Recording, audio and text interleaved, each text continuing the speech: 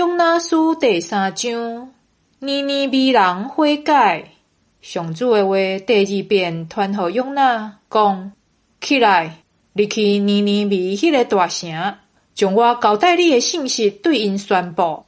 约拿随时起来，照上主的话去尼尼微。尼尼微是非常大的城，着3日才行过头。头一日，约拿入城，宣布讲，过40日，尼尼微会毁灭。尼尼微人信上帝，就宣布禁食，对大到小拢穿满衫忏悔。这个消息传到尼尼微王遐，伊就对王位起来，烫礼服，穿满衫，坐伫火夫。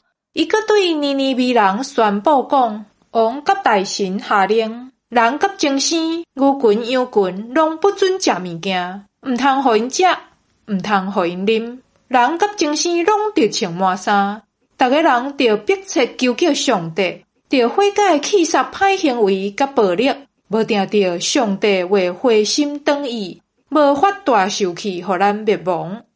上帝看到因的所做，有悔改放弃因的歹行为，就改变心意，无将所讲的灾祸降落伫因身上。